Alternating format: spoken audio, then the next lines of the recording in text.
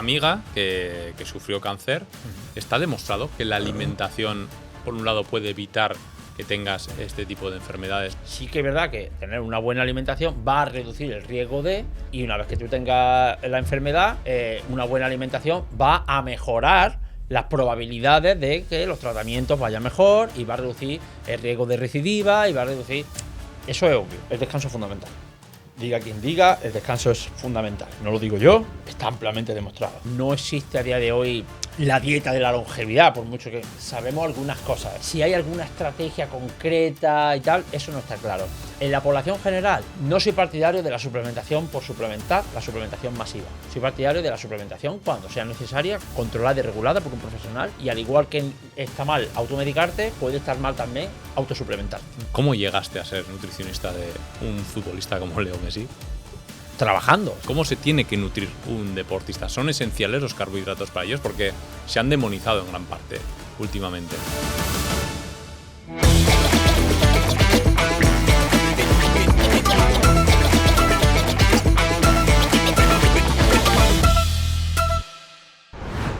Bueno, Ismael Galancho, bienvenido al Choco de Idoate. Nada, encantado. Muchas gracias por invitarme a tu podcast. Para que la gente, muchos ya te conocerán porque eres uno de los más influyentes en el tema de la salud y la nutrición en España. Entonces la mayoría te conocerán. Has escrito libros que se han vendido mucho, estás en redes sociales, eres el nutricionista de Messi, también se dice por ahí, muchos otros deportistas y futbolistas. Pero bueno, antes de nada, para que la gente lo sepa, ¿quién eres y qué haces? Bueno, esa es la pregunta más difícil siempre, porque me cuesta mucho hablar de mí, pero bueno, básicamente soy un apasionado de la nutrición, empecé estudiando ejercicio físico, la carrera de ejercicio físico, luego descubrí mi pasión por la nutrición, estudié también nutrición y ahí sigo, entonces empecé a formarme, a hacer muchos máster y demás, y luego fui profesor, de hecho sigo siendo en diferentes másteres de diferentes universidades y bueno, y también pues empecé a hacer mis pinitos en divulgación, empecé a hacer mis pinitos en congresos, incluso algo muy poco en investigación y bueno, poco a poco he ido creciendo y ya sabes, y a día de hoy pues sigo haciendo lo que me apasiona y como hago lo que me apasiona, pues se ve que lo hago medianamente bien y bueno, ya pues estoy muy contento con todo lo que he conseguido y espero que vengan muchas cosas por delante. A todos nuestros invitados les empezamos preguntando por una pregunta sobre pelota, pero tú ya me has dicho que tú de pelota justamente sabes lo que es. No, o sea, sé lo que es porque lo he visto alguna vez, pero yo soy de aquí, de Málaga, de aquí del sur, y no tengo mucho conocimiento. O sea, conozco el deporte, pero no es un deporte que yo haya visto. Entonces, si me preguntas sobre pelota, o sea, fiasco absoluto. Bueno, vamos a hablar de nutrición, de salud, de muchos temas que tengo aquí, ¿no? Que se han puesto últimamente muy, muy en boga, como los carbohidratos, incluso la fruta, el alcohol, sí o no, etcétera, etcétera. Pero en primer lugar quisiera saber, y creo que la gente tiene que saber, ¿cuál es tu trabajo como nutricionista o como quieras llamarlo? A ver, yo cuando empecé a pasar consulta, empecé a pasar consulta en el ámbito clínico. Yo, de hecho, iba a hacer un doctorado en relación a obesidad y comorbilidades asociadas, como diabetes, enfermedad cardiovascular y demás. Empecé en ese ámbito más clínico, pero yo siempre empecé estudiando ejercicio físico, yo siempre he estado vinculado al ejercicio. Y aunque me apasionaba mucho la parte clínica, porque me gusta mucho la fisiología, la fisiopatología, pues también quería abarcar el ámbito deportivo. A día de hoy mucha gente piensa que solo me dedico a la nutrición deportiva. No es correcto, me dedico a las dos cosas. De hecho, he estudiado ambas cosas y creo que ha sido una de las cosas, en mi opinión, creo que ha sido una de las cosas también que me ha llevado a cierto éxito, en el sentido de que hay mucha gente nutricionista que estudia el ámbito clínico, pero no deportivo, y hay mucha gente que estudia el ámbito deportivo, pero no clínico. Al estudiar ambas, te das cuenta de que existe mucha intercorrelación entre ambas cosas, aunque parezcan mundos muy diferentes. Cuando estudias fisiología de ejercicio y estudias fisiopatología, por ejemplo, en mi caso, de enfermedades metabólicas, obesidad, diabetes y demás, te das cuenta de que al final el organismo es el mismo y cómo regula una cosa u otra tiene mucha sinergia, ¿no? Entonces yo creo que ahí me dio un plus a la hora de entender mejor cómo funciona nuestro organismo. Entonces, a día de hoy ya te digo que llevo tanto a personas del ámbito clínico como personas deportistas. Dentro del ámbito deportivo, pues tengo la suerte de trabajar con muchos profesionales de deporte de élite. Estuve muy metido en el mundo del fútbol, ya he mencionado algunos de los que llevo más futbolistas. pero también llevo otro tipo de deportes, como he llevado a deportistas olímpicos, representantes de España de algunos deportes, he estado en el mundo del pádel, el mundo del tenis, baloncesto, boxeo, vóley playa, muchísimos deportes. Y lo que yo hago es, si hay un deporte que no conozco, como por ejemplo la pelota, hay deportes que se conocen y que son muy estudiados y que ya lo sabes, pero hay otros deportes que a lo mejor, pues, oye, recuerdo cuando empecé a llevar a Liliana Fernández, representante española de vóley playa, en 4 Juegos Olímpicos, claro, pues yo lo primero que hice, sé cómo era el vóley, pero empiezo a ver partidos de vóley de ella y veo cómo el vóley, cómo juegan, qué características de esfuerzo tienen, qué vías metabólicas están implicadas en ese deporte y veo también su estilo de juego y demás. Entonces ahí, como conozco la fisiología, lo traslado a la fisiología y sé qué tipo de deporte es, qué vías metabólicas están implicadas, que además, y qué tipo de nutrición se ajusta al contexto ese concreto y qué sería lo óptimo para llevarla a una mejora de rendimiento. Y eso es lo que hago. Si alguien me llegase ahora de alguien de pelota, pues lo primero que haría sería ponerme a ver partidos de pelota y analizar. Yo analizo todo, cómo funciona, y de ahí extraigo todas las características y lo traslado al enfoque nutricional. Vamos a entrar a temas concretos, pero antes de eso, la pregunta que vale oro, ¿no? Que es, ¿qué tenemos que comer? Estamos en un momento, además, en el que, joder, pues estamos en muchas modas, ¿no? Que si la dieta keto, que si la cetogénica, que si... Que es lo mismo que la dieta keto. Que la paleo, que tal... Que para cualquier persona que nos está viendo, ¿qué tenemos que comer? A ver, es una pregunta muy compleja, ¿no? Porque igual, ¿no? ¿Qué ejercicio tengo que hacer, ¿no? Que va a depender de muchos factores, ¿no? Del contexto de cada persona. Por ejemplo, hablando de clínica y deportiva, no es lo mismo que a mí me llegue una persona con obesidad mórbida a que me llegue un deportista de élite. Entonces, lo que tiene que comer es totalmente diferente, ¿no? Entonces, hay muchos mini contextos dentro de cada persona. Pero sí que hay algunas cosas que pueden ser más o menos genéricas para todo el mundo, ¿vale? Luego ya habría que entrar más en detalle, como digo, en cada persona, y qué objetivo tiene, qué edad tiene, qué sexo, qué condición. Pero sí que es verdad que predominantemente debemos de alimentarnos a través de lo que se conoce como comida real. A mí no me gusta llamarlo comida real, pero es básicamente comida que nos da la naturaleza y que está poco procesada, ¿vale? Hay procesados que son saludables, pero para que se entienda a grandes rasgos, comida poco procesada. ¿Qué es la comida poco procesada? Pues esa que nos da la madre naturaleza, es decir, un pimiento es un pimiento. Los ingredientes de un pimiento son pimiento, una lechuga, una patata, el pollo es pollo, el huevo es huevo, los garbanzos son garbanzos, ¿vale? Entonces, esos alimentos son alimentos que nos da la propia naturaleza. Principalmente nos tenemos que alimentar de esos alimentos. Esto no significa que no podamos introducir algún alimento procesado o mínimamente procesado. Hoy en día vivimos en una sociedad en la que hay procesamiento y no pasa nada. De hecho, yo digo, hay procesados que son totalmente saludables. Pero tenemos que priorizar esos alimentos lo menos procesados posible y luego llevar una dieta variada, y esto yo sé que lo dice todo el mundo, pero variada en el sentido de no limitarnos. Cuando digo variada no digo que haya que estar haciendo platos y recetas diferentes. Cuando digo variada, digo que hoy en día muchas de estas dietas que tú dices restringen grandes grupos de alimentos. Y hoy en día lo que sabemos es que mientras más variado sea, mejor. Entre otras cosas, para la diversidad de la microbiota. Mientras más variada sea la dieta, mejor nuestra microbiota. Mientras mejor sea nuestra microbiota, mejor nuestra salud. Priorizando siempre alimentos de origen vegetal, frutas, verduras, legumbres, tubérculos, semillas, aceite de oliva, aguacate, ¿vale? Siempre priorizando esos alimentos, pero también dando cabida, se puede tener cabida a otros alimentos de origen animal, como puede ser carnes magras, pescado, incluyendo pescados azules, que son ricos en omega 3, y si se quiere, pues algunos huevos o lácteos.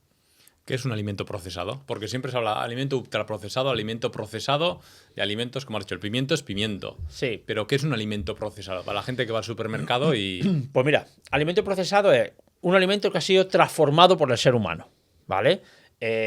Tú puedes tener los alimentos que te he dicho antes, que son alimentos naturales, pero si tú coges y el ser humano te coge un poco de carne, un poco de salsa de tomate, un poco de y te hace una lasaña, ¿no? es un alimento altamente procesado porque ha pasado por... El ser humano lo ha transformado, lo ha cocinado, le ha añadido los ingredientes que le tenga que añadir, te lo ha preparado y te lo deja congelado para que tú lo metas en el horno o en el microondas, ¿no? Es un alimento altamente procesado. Desde un alimento natural, como un pimiento, hasta una lasaña a la barbacoa, que es ultra procesado, hay varios procesos y hay un abanico de procesamiento. No está muy bien definido, es decir, hay muchos alimentos que no están claros si son simplemente procesados o son ultraprocesados. Hay clasificaciones, pero no están muy claras. La idea es que cuanto menos procesado mejor, aunque incluso hay algunos alimentos ultraprocesados que pueden tener cabida en la alimentación. Por ejemplo, el aceite de oliva virgen extra es un alimento, se podría clasificar casi como ultraprocesado. O si tú vas y te tomas una crema de verdura, que a lo mejor los ingredientes son pimiento, patata, pepino y tal, y un poco de sal, que es igual que tú lo harías en tu casa, pero eso es un ultraprocesado. O sea, hay ultraprocesados saludables. Pero a grandes rasgos, mientras menos procesado, mejor. Y luego están los procesados normales, que tienen un grado de procesamiento, pero no tan alto. Y también hay saludables. Por ejemplo, si tú vas y compras un bote de garbanzos cocidos, es un alimento procesado, pero está mínimamente procesado. Si solo lleva garbanzos, a lo mejor un poco de sal y algún conservante que pueda tener. Alguna conserva, sobre todo si son conservas en aceite de oliva virgen extra o al natural, una sardina al natural, es un alimento procesado, pero está mínimamente procesado, ¿no? Entonces, siempre partir de que si no está procesado, mejor, y luego, mientras menos procesamiento, mejor, aunque hay excepciones. Todo esto cambia cuando el que se tiene que nutrir es un deportista. Javier Angulo, que es un nutricionista de Pamplona, le hicimos una entrevista y nos decía que los carbohidratos para el deportista eran la gasolina, ¿no?, para su trabajo. Sin embargo, estamos viendo a muchos deportistas o algunos que no comen cereales y que están haciendo este tipo de dietas como el ayuno, etcétera, ¿no? Vamos un poco a los deportistas. Es decir, ¿cómo se tiene que nutrir un deportista? ¿Son esenciales los carbohidratos para ellos? Porque se han demonizado en gran parte últimamente. Esenciales no. Porque si tú me dices la palabra esencial, significa que sin eso no... O sea, esenciales no, pueden rendir sin tener carbohidratos. Esenciales no. Ahora, son altamente recomendables. Que una cosa no sea esencial tampoco es tener un iPhone 15 en el bolsillo, ¿vale? Pero te facilita el trabajo y seguramente pues vaya mejor. Tampoco es esencial tener un micro, pero como tenemos un micro, los oyentes nos escuchan mejor y gracias a estas luces nos ven mejor. ¿Son esenciales? ¿Lo podríamos hacer sin esto? Sí, lo podríamos hacer sin esto. La calidad sería mucho peor. ¿Los carbohidratos son esenciales? No, pero van a optimizar mucho el rendimiento del deportista. Entonces, aquí hay en redes sociales mucha desinformación. Tú me estabas diciendo que los cereales... Yo tengo tú me sigues, tengo un canal tengo Instagram y tengo un canal de YouTube. Y en el canal de YouTube me estoy centrando sobre todo a desmentir todas estas cosas con lo que hay que hacer, que es con la evidencia científica. ¿Vale? Que es donde nos tenemos que basar, en la evidencia científica. Y de todas estas cosas que me estás diciendo, no hay ni un estudio ni dos, hay miles de estudios. Y cuando miles de estudios te dicen, concluyen lo mismo, hostia, eso está demostrado, ¿vale? Hay otras cosas que hoy hay poca evidencia, algunos estudios son mixtos, uno te dice una cosa, otro otra, ¿vale? Entonces ahí tenemos que ser... Pero hay cosas, como que los carbohidratos mejoran el rendimiento deportivo. Si tú pones la base de datos de estudios científicos, carbohidratos, carbs and performance, te pueden salir miles de estudios. Y te aseguro que todos concluyen lo mismo. Ojo, no significa que no puedas rendir sin carbohidratos. Puedes rendir. Incluso el cuerpo humano es muy resiliente. El cuerpo humano puede rendir de muchas formas. Incluso sin comer carbohidratos y ajustando una dieta adecuadamente, porque no es solamente no comer carbohidratos, tienes que ajustar la dieta específica para eso, se puede rendir. Pero... nunca al nivel que rendiría si comieses carbohidratos. Y luego, aparte, una de las cosas que nos encontramos en el deporte, al igual que la sociedad común tiene problemas de salud por comer de más, la opulencia, el sedentarismo, comemos más calorías de las que necesitamos, eso hoy en día vivimos una epidemia de obesidad. Todo lo que se divulga en redes sociales, medios de comunicación, está enfocado a perder peso, a enfermedades metabólicas, porque es lo que más prevalece. Pero el nutricionista no. Perdón, el deportista no. Nos encontramos que muchos deportistas tienen problemas de salud, problemas de rendimiento, aumento de riesgo de lesión, porque precisamente comen de menos. ¿Vale? Esto se llama síndrome de deficiencia energética. Y según el deporte, hay más prevalencia o menos, pero hay deportes, por ejemplo, que el 30 o 40% de los deportistas analizados tienen síndrome de deficiencia energética. Empiezan a tener problemas de salud y empiezan a tener problemas de rendimiento, de lesión y demás, porque comen de menos. Y no solamente es que coman de menos, sino que también comen menos carbohidratos. Y a día de hoy sabemos, aunque tú puedes rendir muy bien con una dieta baja en carbohidratos, sabemos que los carbohidratos ayudan a recuperar, ayudan a rendir, ayudan a prevenir lesiones, reducen los niveles de cortisol, aumentan los niveles de serotonina para el descanso, rellenan los depósitos de glucógeno muscular, que no solamente es un almacén de energía, sino que regula muchas funciones del propio músculo, más allá de la contracción muscular. Entonces, claro, nos damos cuenta de que ya no solamente que rinda más o menos con consumo de carbohidratos, es que además incluso mejora la salud cuando metes carbohidratos. Te digo, dieta baja en carbohidratos aumenta mucho el cortisol, incluso inducen inmunosupresión y suelen tener los deportistas que comen pocos carbohidratos, suelen tener más lesiones y más infecciones del tracto respiratorio superior, que se llama, más resfriados, más tal. Y cuando empieza a introducir carbohidratos y al rango calórico que necesitan, todo eso se mejora. Sí, pero palabra carbohidratos se nos viene a la cabeza pasta y arroz, pero hay más carbohidratos. ¿Y sí. cuándo y cómo hay que comerlos? Porque Cuando habrá le dice muchos deportistas que nos están viendo. Yo, por ejemplo, hace poco hablando con un pelotari profesional, uno de los mejores que hay, decía que su dietista, que además es un dietista que lleva pues, bueno, a otros deportistas profesionales, etcétera, después de un entrenamiento, por ejemplo, pues le daba verdura y tal. Y decía, luego me siento mejor porque no me siento tan pesado como si comiera pasta, ¿no? Pero yo pensaba, bueno, pero tú tendrás que recuperar de alguna manera. Es decir, ¿cómo un deportista puede saber cuántos carbohidratos comer, cómo comerlo, cuándo comerlo? El deportista no tiene que saber eso, solo tiene que saber el nutricionista del deportista. El deportista tiene que saber lo que tiene que saber, que es su deporte y entrenar y ganar. Y el nutricionista es el que tiene que regular eso. Eso que me has comentado, si tú después de un entrenamiento intenso o después de una competición solamente consume, por ejemplo, verdura, me has dicho, ¿no?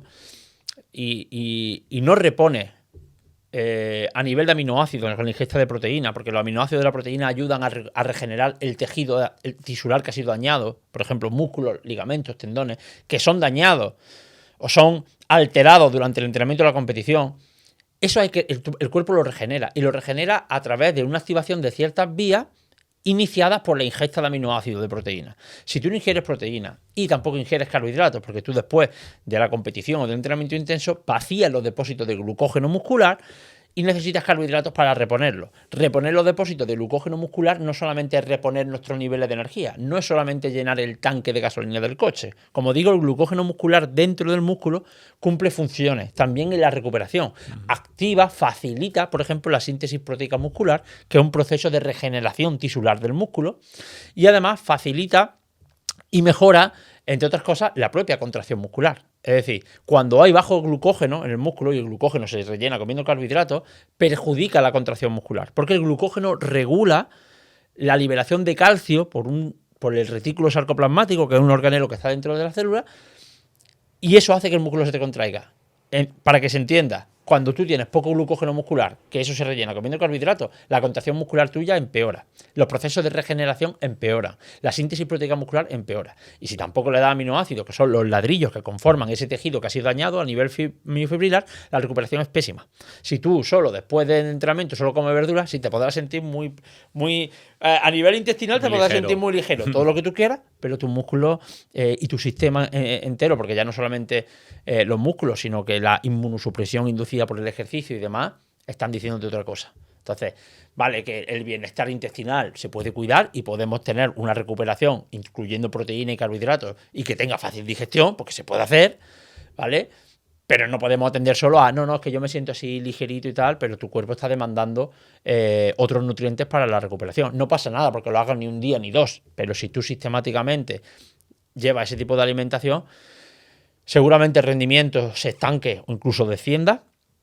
Incluso hay gente que dice, no, pues que yo así voy bien así. Digo, ya, porque no has comparado lo otro. Si quieres, empezamos a probar lo otro y te comparas y dices, ostras, pues voy mucho mejor. Ya, claro, porque no sabía hasta qué podías dar. Hay gente que dice, no, yo así voy muy bien. No, si vas muy bien porque es lo que conoces, pero podría dar bastante más, ¿no? Y luego, pues eso también, recuperación, días de recuperación, descanso, incluso prevención de lesiones. ¿vale? Que luego mucha gente dice, hostia, ¿por qué me lesiono tanto y tal? Muchas veces por eso. A mí me ocurrió, y ahora vamos a dejar de lado a los deportistas, yo dejé de ser deportista profesional, y por lo que dices de las redes sociales, influencers, etcétera, que demonizaban un poco los carbohidratos, pensé, bueno, pues ya no soy deportista profesional, seguí haciendo mucho deporte, pero no soy deportista profesional, por lo tanto no tengo que consumir tanta pasta y tanto arroz, ¿no? Que si la inflamación, etcétera, etcétera.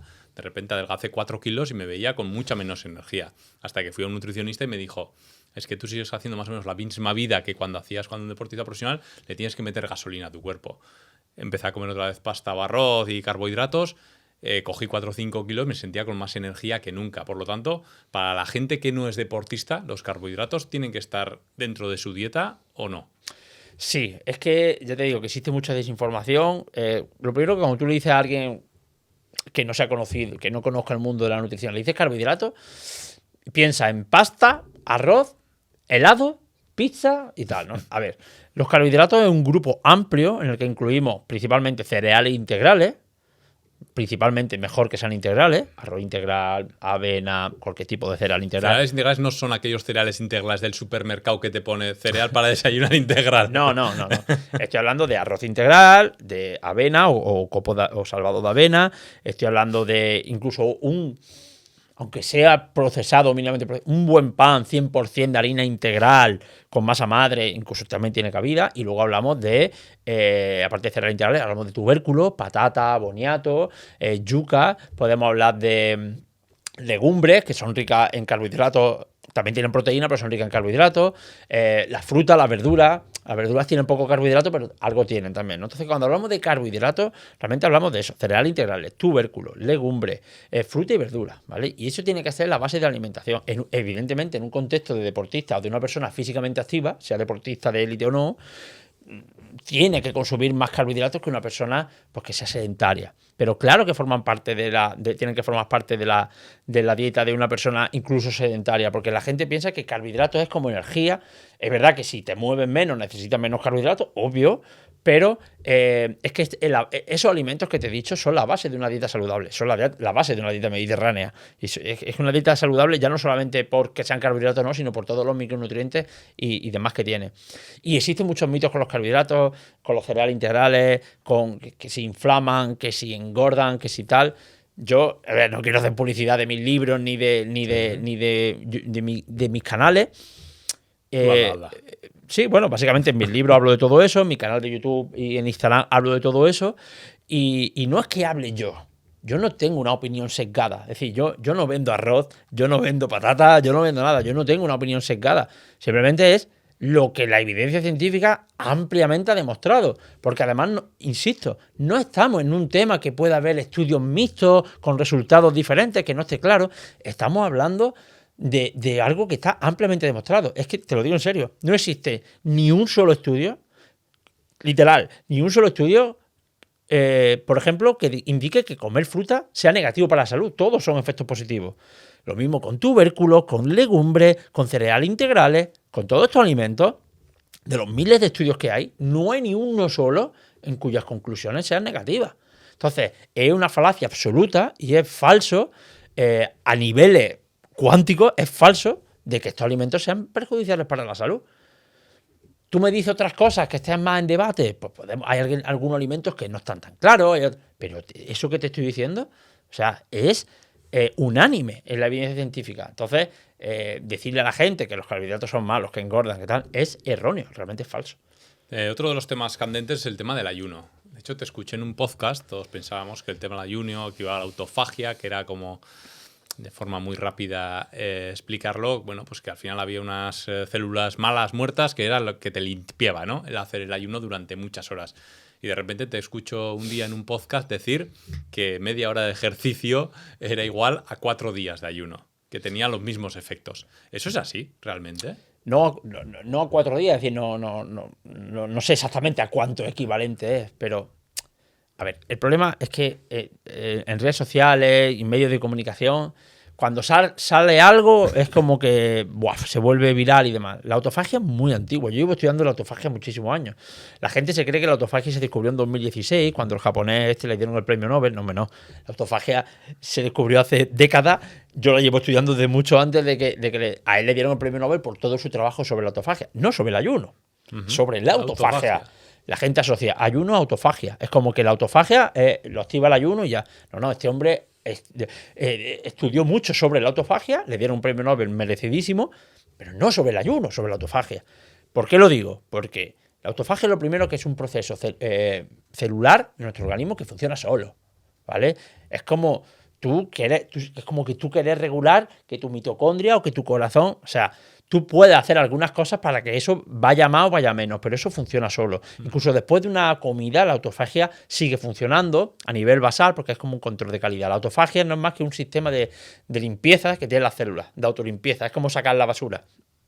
La célula, por su propio trabajo, se va acumulando restos metabólicos, restos orgánicos, que, como basura, ¿no? Como la basura que hay en el espacio, ¿no? Y entonces la célula, la autofagia lo que hace es que saca esa basura a la calle, ¿no?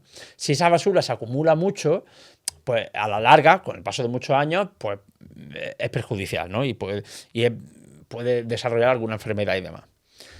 ¿Qué pasa? Que esta autofagia, como digo, se regula sola. Es verdad que en una epidemia de obesidad, la opulencia, el sedentarismo que vivimos hoy en día hace que muchas personas, las personas que tienen sobrepeso, obesidad, que son sedentarias, tienen la autofagia disminuida, ¿vale? Porque entra tanta energía y tanta basura que a la célula no le da tiempo a sacarla a la calle, entonces se acumula.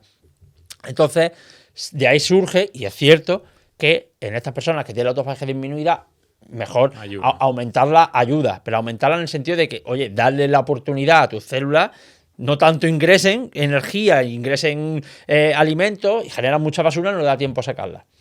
¿Cómo se regula la autofagia? Simplemente comiendo menos y haciendo un poco de ejercicio. No hay que hacer ayuno para activar la autofagia. La propia restricción calórica, aunque coma 5 veces al día, ya activa la autofagia. El ejercicio físico es la mejor herramienta para activar la autofagia, mucho más efectiva, como he dicho antes, que lo dije en un podcast, mucho más efectiva que el ayuno. Con media hora de ejercicio físico activa la autofagia mucho más que haciendo 24 horas de ayuno seguro. De hecho, la autofagia en las células musculares, haciendo ayuno, no se activa en humanos, no se activa hasta de pasadas 36 horas. Tiene que hacer un día y medio de ayuno para que se active de manera significativa, ¿vale? O sea, activa siempre está, pero de manera significativa. Lo cual consigues con media hora de ejercicio, aparte de los otros múltiples beneficios que tiene el ejercicio físico. Entonces, si tú crees que porque eres una persona con sobrepeso, obesidad, que eres sedentario, crees que deberías mejorar tu autofagia, cosa que no puedes comprobar bajo no tener ninguna prueba para hacerlo, pero si crees que deberías mejorar tu autofagia, simplemente empieza comiendo un poco menos, hace un poco de restricción calórica. Si quieres hacer ayuno, ojo, yo no estoy demonizando el ayuno ni mucho menos, yo hago ayuno, algunas veces. Sí. O sea, no estoy demonizando. Lo que quiero es que cada cosa en su sitio. Que ahora que el ayuno, que parece que no es nada milagroso, ni tiene nada mágico que te haga perder peso. Si tú pierdes peso haciendo ayuno, pues simplemente porque comes menos. En todos los estudios que se igualan las calorías que comes. Si tú igualas las calorías haciendo 5 comidas o haciendo 2, la pérdida de peso es la misma. O sea que es simplemente porque comes menos. Y en cuanto a la autofagia, eso, oye, pues simplemente restringe las calorías, si te va bien haciendo ayuno lo haces y haz un poco de ejercicio y tu autofagia funciona sola, se regula sola y no tienes que hacer, ni tienes que estar preocupándote ni pensando en tu autofagia. Ahora también se habla mucho de la longevidad, ¿no? Sí. Es decir, de alargar. ¿Cómo afecta la alimentación a la longevidad? Es decir, ¿qué deberíamos? Mucho. ¿Simplemente una dieta equilibrada o deberíamos hacer algo en especial para aumentar esa longevidad? A ver, esto es una cosa que también no está 100% demostrada. Es decir, me refiero, no existe a día de hoy la dieta de la longevidad, por mucho que sabemos algunas cosas. Evidentemente sabemos que si nuestra dieta es muy rica en vegetales, si nuestra dieta es rica en fibras, si nuestra dieta además es baja en alimentos procesados, si es baja en grasas saturadas de mala calidad, por supuesto grasas trans y demás, todo lo que todos sabemos. Sabemos que si nuestra dieta es así, va a favorecer nuestra longevidad, va a favorecer nuestro envejecimiento saludable, evidentemente. Más allá de lo que todos más o menos sabemos, ¿no? De tal, si hay alguna estrategia concreta y tal, eso no está claro.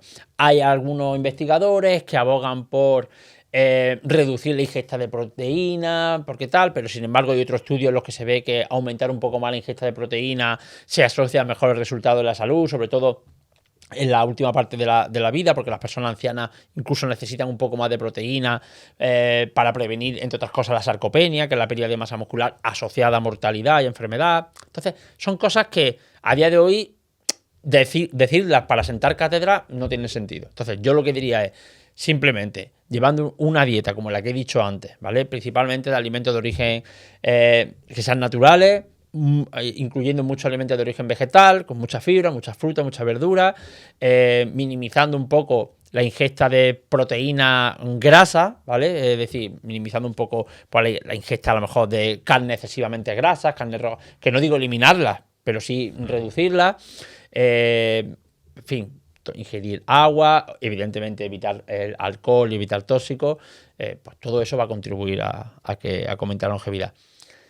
Luego está el mundo de la suplementación, hay algunos suplementos que pueden favorecer también un poco que funcione todo muy bien en nuestro organismo, pero como te digo, son cosas que yo a día de hoy todavía, hasta que no estén más ampliamente demostradas, no quiero decir al menos en podcast así.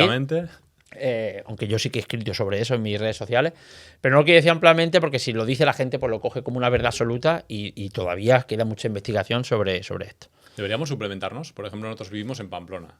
En invierno sale muy poco el sol. ¿Vitamina deberíamos de tomar? A ver, yo la suplementación soy partidario de solo cuando sea necesaria, ¿vale? En deportistas, por ejemplo, está justificado, ¿no? Sí, un deportista, claro. Un segundo, un metro, es la diferencia entre oro, plata y bronce. Entonces, todo lo que sea mejorar el rendimiento, recuperación, la salud, está justificado. En la población general, no soy partidario de la suplementación por suplementar, la suplementación masiva. Soy partidario de la suplementación cuando sea necesaria, controlada y regulada por un profesional. Y al igual que está mal automedicarte, puede estar mal también autosuplementarte. Tú me has dicho que vive en el norte el tema de la vitamina D y demás, ¿no? Lo supongo. Eso es.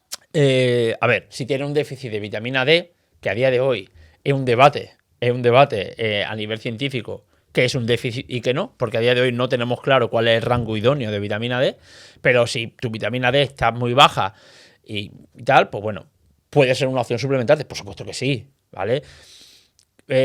Lo que sería mejor salir a tomar el sol, también, pero también sabemos que un exceso, depende de dónde vive y demás, pero sí, también sabemos que no sale, o sea que un exceso de sol, por mucho que digan negacionista y demás, un exceso de radiación, sobre todo verano, en cierta hora, yo que soy de aquí de Málaga y tal, un exceso, no, la gente se polariza. Hay gente que no puede darle ni un segundo el sol porque piensan que van a tener le va a salir un melanoma. Ojo, no, el sol genera muchos fotoproductos más allá de la vitamina D, pirocalciferol y otros productos que ejercen funciones en nuestro organismo.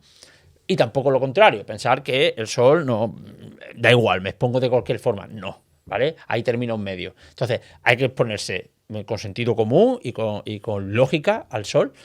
Y en cuanto a la vitamina D, pues si la tienes baja, suplementar con vitamina D es una opción. Lo que no soy partidario es de la suplementación masiva con vitamina D. Es decir, que venga, vitamina D a saco. No, que esté controlada por un profesional, regulada y chequeando. Cuando esa vitamina esté en el rango adecuado, a partir de ahí, pues dejar la suplementación o mantener una suplementación, pero ya de mantenimiento, ¿no? Entonces, claro, de esa manera, pues por supuesto. ¿Otros suplementos? Pues sí, hay gente que, por ejemplo, la famosa creatina, es un suplemento que yo mismo consumo, no solamente a nivel deportivo, sino porque cumple otra función a nivel clínico y yo la suelo consumir. En alguna racha también me suplemento con omega 3, pero como digo, siempre recomiendo a la gente que incluso la suplementación, que muchas veces piensan que la suplementación es banal, que no pasa nada, ojito también con los suplementos. Vamos, Ismael, un poco a tu parte más profesional y personal. Hemos hablado de que llevas, ¿no? Asesoras a muchos deportistas en nutrición. ¿Cómo llegaste a ser nutricionista de un futbolista como Leo Messi? Cuéntanos esa historia. Pues es que yo tampoco lo sé. Trabajando. O sea, yo al final, es verdad que simplemente me encanta mi trabajo, he trabajado mucho y Y yo cuando una persona trabaja conmigo, siempre digo que los objetivos de esa persona pasan a ser mis objetivos, ¿no? Entonces me involucro bastante y empecé llevando a varios deportistas y yo, del boca a boca, pues fueron llegando a uno y a otro. Empecé trabajando primero con Anto, ¿vale? Con la mujer de Leo, que llevo muchos años trabajando con ella, sigo con ella y vamos, somos amigos, vaya, prácticamente. Y es una chica encantadora, brutal. Y luego, después, pues empezó Leo conmigo y nada, yo creo que del boca a boca y de... Está mal que yo lo diga, pero creo que del trabajo bien hecho, en el sentido de... Al final yo siempre pienso que cuando tú siembras, sin incluso esperarla a recoger, sino cuando tú siembras y siembras porque te gusta tu trabajo y demás, al final terminas recogiendo. Aunque mi intención nunca fue recoger o no recoger a ese nivel. Y cuando hablo de recoger me refiero a llegar a este nivel, ¿no? Entonces yo simplemente trabajando, y antes de trabajar con Leo, trabajaba con otros futbolistas y otros deportistas también muy conocidos. Trabajo también con Luis Suárez, trabajo a día de hoy. He trabajado con otros, trabajo con Enzo Fernández, que está en el Chelsea, trabajo con... Y con otros muchos que he trabajado. Y ya está, simplemente no he hecho nada especial, de verdad. A mí es que cuando me preguntan eso, que me lo han preguntado en otros podcasts también, no sé responder bien, porque es que no he hecho nada especial. Simplemente boca a boca, buenos resultados, empiezan y creo que mi forma de tan humilde, tan llana de llevar a la gente y también cómo yo me desvivo por ello y cómo... ven que yo de verdad no lo que quiero es que ellos estén bien y ese es mi único objetivo y tal, y se sienten cómodos conmigo y llevo mucho tiempo trabajando con ellos. ¿Y qué come, por ejemplo, Leo Messi o Luis Suárez? Eso no la puedo gente decir. pensará que comen algo muy diferente a lo que hacen ellos en casa. ¿Es cierto? No. A ver, no puedo decir exactamente qué comen, pero no hay un batido mágico o una receta mágica, hay un brebaje que tenga unas cosas hiper secretas. Evidentemente tengo mis cosas que solo mis deportistas saben y que no puedo decir, pero vaya, que de verdad que no es nada hiper mega secreto. Simplemente yo lo que hago es ajusto muchos hilos muy finos. Mi forma de trabajar es hilar muy fino a las necesidades propias de cada persona. Me tiro mucho tiempo. Desde que un deportista mío empiezo a evaluarlo y me tiro mucho tiempo ajustando hasta que el traje a medida perfecto y bueno, con mucha implicación y demás. Y luego, bueno, no es que coman muy diferente. ¿Y cómo mides eso?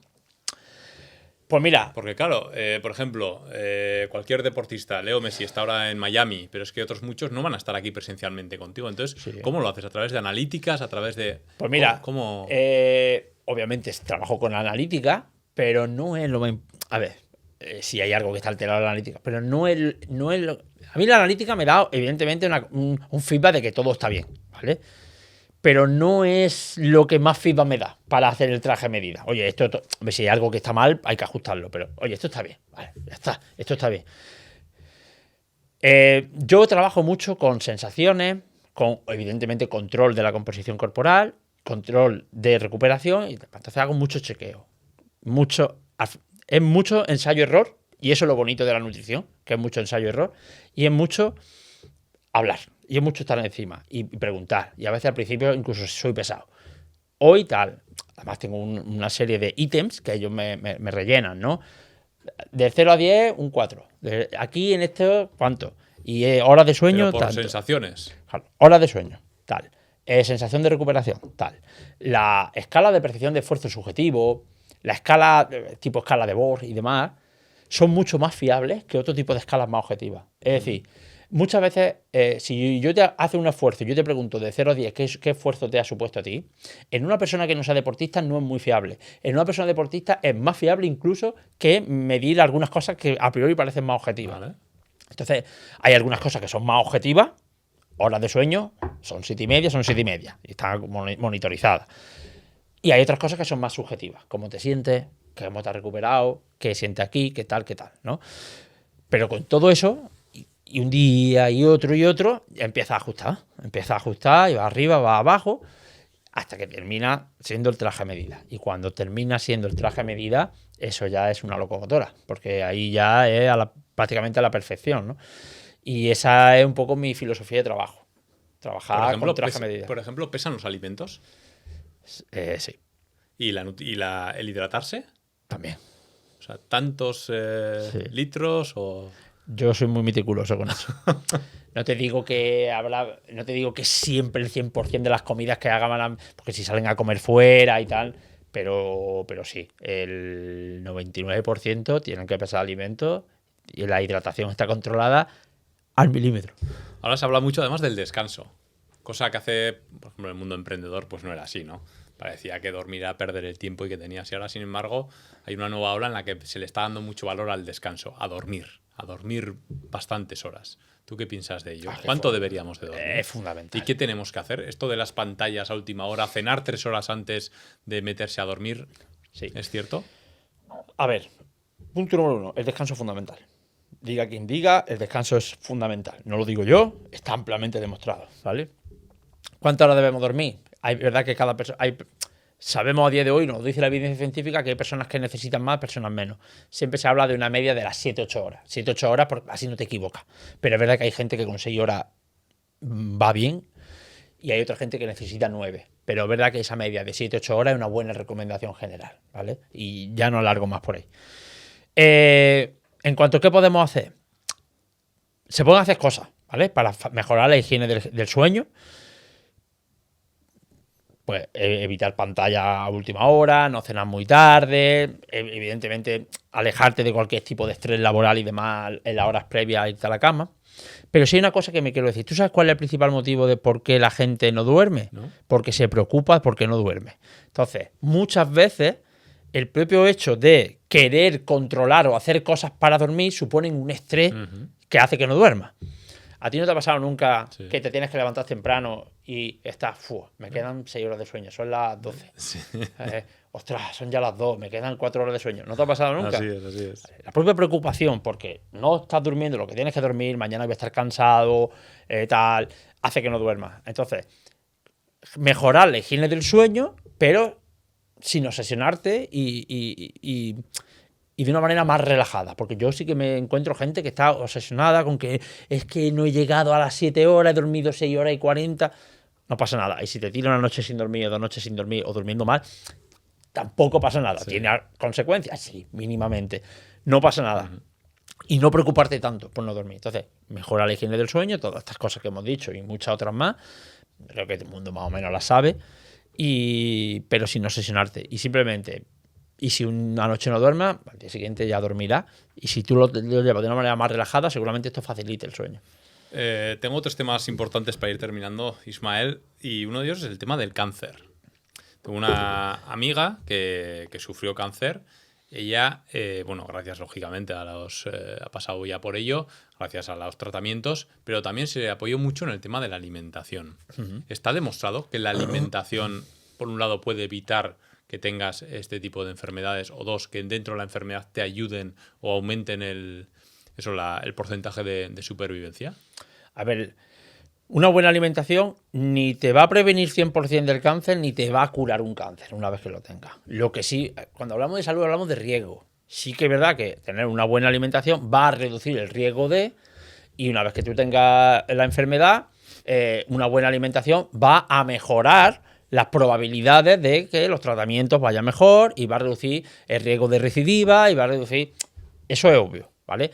Pero sí que hay que ser tajante de que ni te va a prevenir 100% un cáncer, ni te lo va a curar, ¿vale? Pero sí que va a hacer mucho por eso, por reducir el riesgo de tenerlo y de mejorar, una vez ya lo tengas, pues mejorar los tratamientos y mejorar la transición de esa enfermedad y favorecer una mejor o más ágil recuperación. Eso es. ¿Está relacionado todo esto con la inflamación, que es otro de los temas? Bueno, sí. A ver, el problema es que cuando hablamos de cáncer es como, yo qué sé, es como hablar de drogas, ¿no? ¿Cuántas drogas? O sea, existen muchos tipos de cáncer, son muchas enfermedades, en muchos individuos, en muchos contextos, muchos estadios, muchas cosas, ¿no? Entonces, algunos cánceres pues, son más metabólicos, un origen más metabólico, otros más hormonal, más genético, tal. Una base común en muchos tipos de cáncer es la inflamación crónica de bajo grado, que la gente confunde inflamación con distensión abdominal. La gente, esto me inflama, cuando come un alimento, esto me inflama. No, eso no te inflama. Eso te produce distensión abdominal, te produce gases o malestar porque tienes intolerancia o por algo.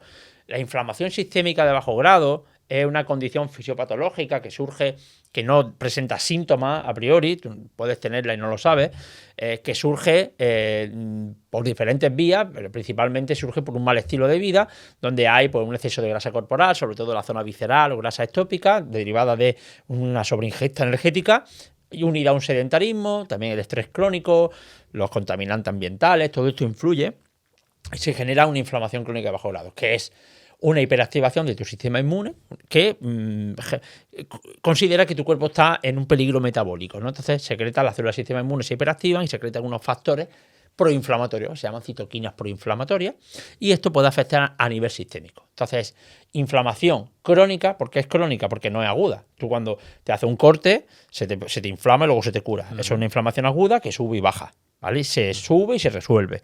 La inflamación esta es crónica, siempre se mantiene alta, no se manifiesta, por eso es de bajo grado, porque tú cuando te cortes es una inflamación de alto grado, localizada, de alto grado, pero es una inflamación crónica de bajo grado porque no da señales, y se le dice que es sistémica, porque no está localizada, sino que está en todo nuestro organismo. Vale. Y esta inflamación, mantenida en el tiempo, durante mucho tiempo, junto a otros factores, ¿vale?, esteroxidativos resistentes a la insulina, pueden favorecer el desarrollo de algunos tipos de cáncer.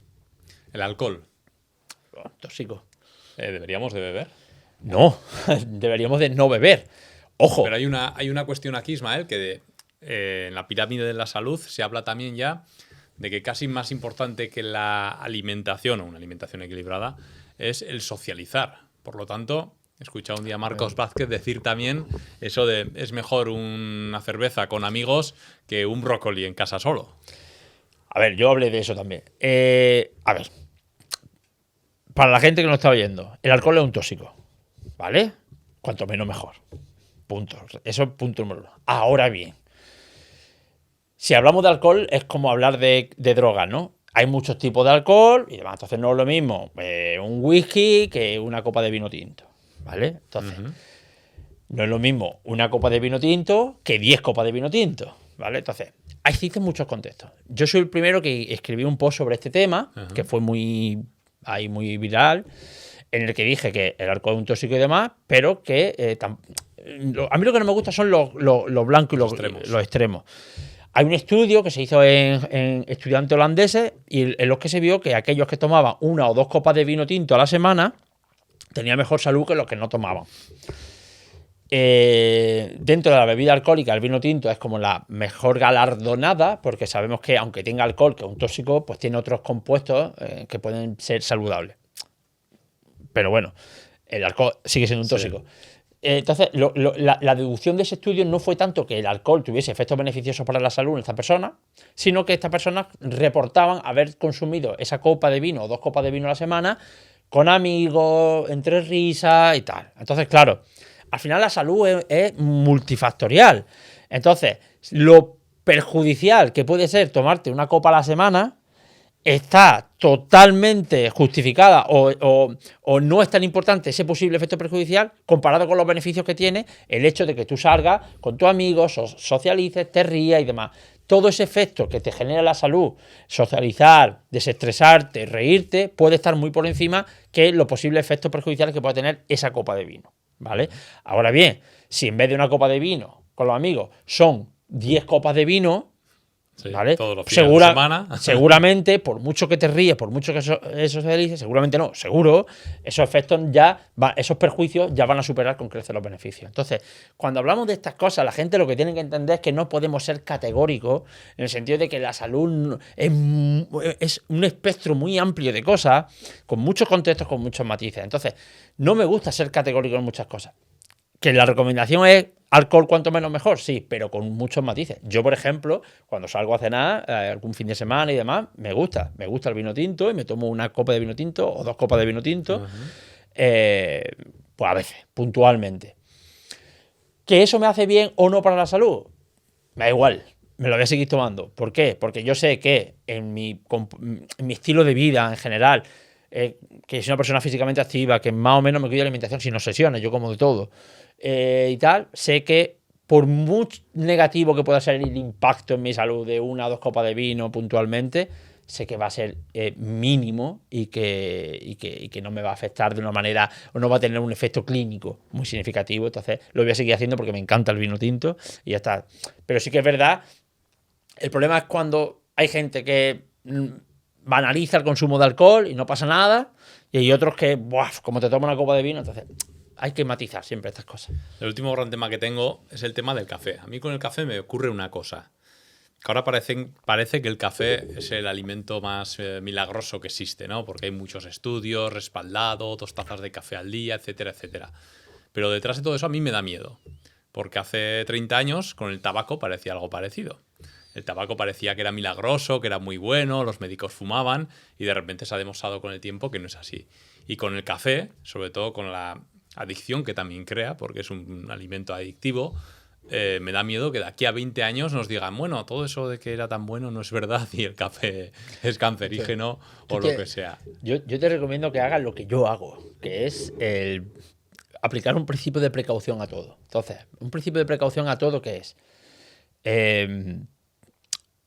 Sea el café, o sea, sea más, ahora entramos si quieren en eso, sea mejor o peor el café, entre tomarte 0 tazas de café al día y tomarte 6 tazas de café al día hay un término medio, ¿vale? Entonces, si hay gente que ahora consume el café porque piensa que es beneficioso para la salud y tal, y no sé qué, y se hincha café, o hay gente que piensa que es malo, malísimo, aunque le encante el café, hay un término medio. Entonces, al final, no abuses de nada y modera el consumo de cualquier cosa, ¿vale? De prácticamente cualquier cosa. Es verdad que hay alimentos que están más que demostrados que son saludables y otros más que demostrados que no son tan saludables. Pero hay otros que, bueno, que no lo saben, incluso, yo qué sé, hay cosas que, como tú dices, que se consideran que están bien ahora y resulta que dentro de X años, pero a lo mejor no por el propio alimento, sino que resulta que esos alimentos que estábamos consumiendo venía contaminado de algo, yo qué sé. Entonces, en principio de precaución. Entonces, oye, pues mira, ¿te gusta el café? No tienes que tomarte 6 tazas de café al día. Pues te tomas pues, entre 1 y 3 tazas de café al día, que es lo que además se recomienda que puede ser lo adecuado. De hecho, por encima de 3 tazas de café, el café ya empieza a dejar de tener ciertos efectos positivos y empieza a tener efectos negativos. Entonces, ya te digo, yo, por ejemplo, ¿cuántos cafés me bebo al día? Pues yo, entre 0 y 2, entre 0 y 2. No me bebo nunca más de 2 cafés, porque tampoco necesito más ni quiero más. A veces no bebo café, otras veces me tomo uno y ya está. Y no me preocupo por eso. Y si dentro de X años, pues resulta que sale que el café, pues no se sabía, pero tal, pues oye, pues mira, tampoco hay que fustigarse por eso. Porque bueno, pues ahora, pues a partir de ahora dejo de tomarlo y ya está. O sea que tampoco estas cosas, por muchas cosas que se descubran luego, date cuenta que al final estamos hablando de, bueno, el café no es que sea un alimento como tal, pero estamos hablando de alimentos. La gente muchas veces piensa que el efecto de un alimento en sí va a ser como desastroso. O sea, estamos hablando de alimentos. Otra cosa que me digan, no, un fármaco se ha descubierto que tiene estos efectos secundarios potencialmente graves. Hostia, pero cuando hablamos de alimentos, o sea, no, es que yo llevo toda la vida comiéndome un huevo al día y ahora resulta... Bueno, tío, pero estamos hablando de huevo, tío. Es que por mucho mal que te pueda hacer he dicho huevo como digo otro alimento. Por mucho mal que te pueda hacer este alimento, es que es un alimento que además no es ni un ultraprocesado, ¿sabes? Entonces, bueno, pues a partir de ahora no comas tanto. No te va a causar ningún estrago exagerado que sea irreversible y tal. Hombre, salvo que ese alimento esté contaminado de algo. Pero de verdad estamos hablando de alimentación. La alimentación es algo que tiene un poder importante, pero cuando se gestiona en su totalidad y mantenido en el tiempo. No es que, no, pues es que ahora me han dicho que el pimiento rojo es malo y yo todos los días le pongo un poco de pimiento a mi ensalada. No, estamos hablando de pimiento, ¿sabes? No estamos hablando de sustancias tóxicas ni... No pasa nada. Deberíamos variar la alimentación en función de qué deporte hacemos. Es decir, por ejemplo, un pelotari, que ahora mismo no tiene los datos y no conoces, pero un futbolista y un ciclista me imagino que se alimentarán de forma diferente. Sí. Bastante diferente. Y en la hidratación, por ejemplo, hemos hablado antes de Leo Messi, había muchos futbolistas que en vez de beber agua se metían un líquido en la boca y lo escupían. O un gel en la boca y lo escupían. Enjuagues bucales, sí. ¿Y eso por qué es? Los enjuagues bucales son simplemente una disolución en la que tú de agua con carbohidratos, en los que tú haces un enjuague bucal y escupes, no lo tragas. Y eso mejora el rendimiento. Esto le choca mucho a la gente. Cuando tú haces un enjuague de un líquido con carbohidratos, los receptores bucales activan en la corteza del cerebro. Lo voy a explicar para que se entienda. Como está entrando energía. Entonces el cerebro lo interpreta como que hay energía y disminuye, ayuda a gestionar la fatiga, aunque luego se escupa, ¿vale? Entonces, en función del deporte, predominan más estrategias de ingesta, tragado, ¿vale? O predominan más estrategias de enjuague y escupir, ¿vale? En función del deporte. Evidentemente, enjuague y escupir no es tan eficaz como ingerirlo, pero en algunos deportes en los cuales no es necesario una alta ingesta de carbohidratos, o también por preservar el posible malestar gastrointestinal que puede tener un deportista de esto, se pueden hacer enjuagues bucales. Son enjuagues bucales, además, si le añades mentol, por ejemplo, se ha visto que el mentol genera ese efecto frescor, ¿no? Todo el mundo se ha comido un pistolín alguna vez, ¿no? Sí. Ese efecto mentol, esto sobre todo en deportes donde el clima es caluroso, y mejora la sensación de calor y reduce un poco la fatiga, ¿no? Entonces sí que tiene un efecto demostrado científicamente de estos enjuagues, de que pueden mejorar el rendimiento y retrasar un poco la aparición de la fatiga. Vale, Ismael, para terminar vamos a hacerte 3 preguntas. Hacemos un test, pero bueno, la primera es mejor pelota de la historia, cosa que no vas a saber responder. La segunda es mejor futbolista de la historia, cosa que me vas a decir Leo Messi, me imagino. Ahora, si me dijeras Cristiano Ronaldo ya nos dejarías pero no lo digo porque lo conozca y demás. O sea, antes de empezar a trabajar con él también te lo diría. Sí. ¿Una comida? ¿Una comida? ¿Un plato favorito? Sí, tuyo. Salmorejo. ¿Una bebida? ¿Una bebida? Si digo agua, quedo como muy pedante, ¿no? Una bebida. Venga, vino tinto. ¿Un lugar para perderte? La montaña. Y si tuvieras que hacer solamente una recomendación a la gente, ¿qué recomendación le harías? Que haga ejercicio y que sea físicamente activa. De acuerdo, Ismael. Pues muchas gracias por acogernos aquí en tu tierra. Ha sido un auténtico placer. La gente ha aprendido mucho. Es que ricasco. Abrazo.